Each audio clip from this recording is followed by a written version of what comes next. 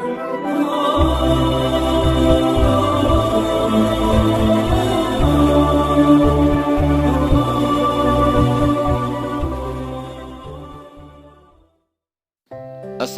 warahmatullahi wabarakatuh.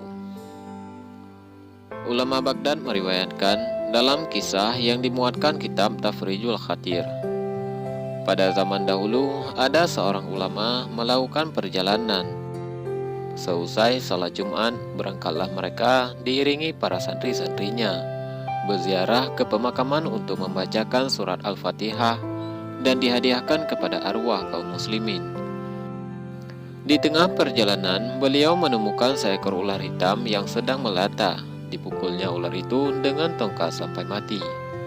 Setelah ular dibunuh, langsung saja alam sekitar daerah itu diliputi kabut kelam dan menjadi gelap. Para santrinya tambah terkejut karena gurunya mendadak hilang.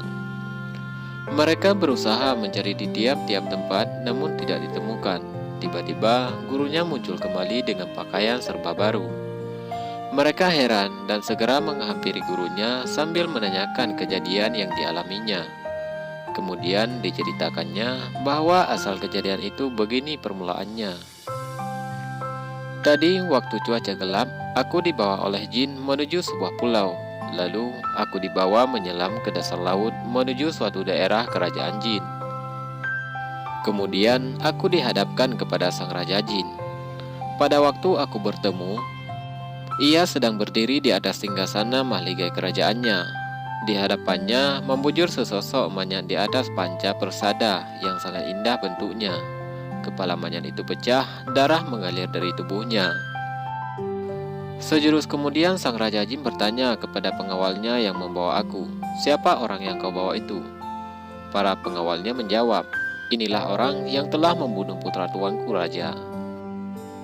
Lalu Raja Jin menatap tajam kepadaku dengan muka merah. Wajahnya merah padam. Dengan geramnya Raja Jin menghardikku. "Mengapa kamu membunuh anakku yang tidak berdosa? Bukankah kamu lebih tahu tentang dosanya membunuh? Padahal kamu katanya seorang ulama. Ia mengetahui masalah-masalah hukum." Dia berkata dengan suara lantang, muka berang menakutkan. Segera saja aku menjawab menolak tuduhan itu.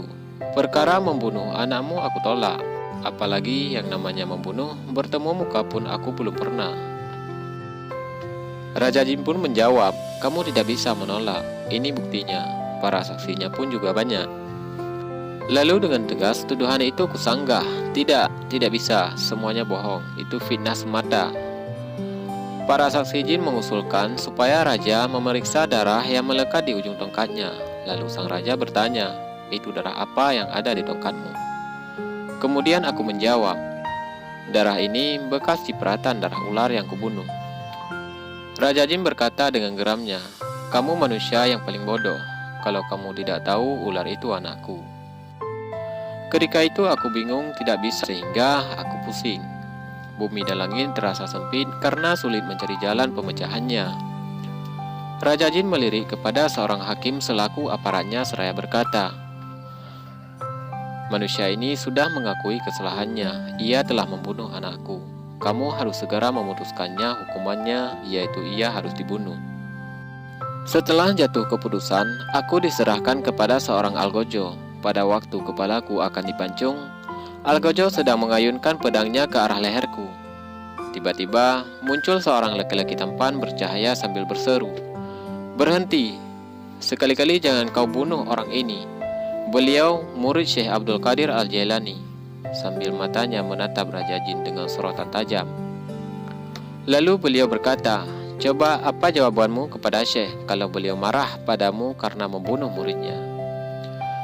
Raja Jin melirik ke arahku sambil berkata, "Karena aku menghormati dan memuliakan Syekh Abdul Qadir Al-Jailani, dosamu yang begitu besar kuampuni dan kamu bebas dari hukumanku. Tetapi sebelum kamu pulang, kamu harus jadi imam sholat untuk menyemayangkan mayat anakku almarhum dan bacakan istighfar mohon diampuni dosanya." Setelah selesai menyembahyangkan, pada waktu pulang aku diberi hadiah pakaian bagus dan diantarkan ke tempat semula tadi. Kisah ini menjadi iktibar bahwa manfaat karamah dan barokahnya seorang sang guru akan menolong hidup seorang murid. Maka jangan sekali-kali kita melupakan dan meremehkan seorang guru, apalagi sampai mencaci maki. Akan terputus semua barokah ilmu dan umur yang kita terima dari Allah Subhanahu wa taala. Habib Umar bin Hafid pernah berkata, siapa saja yang mencintai Allah Subhanahu wa taala, maka dia harus mencintai Rasulullah sallallahu alaihi wasallam. Siapa saja yang mencintai Rasulullah sallallahu alaihi wasallam, maka dia harus mencintai gurunya dulu. Inilah kisah singkat murid Syekh Abdul Qadir Al-Jailani. Semoga bermanfaat bagi kita semua. Assalamualaikum warahmatullahi wabarakatuh.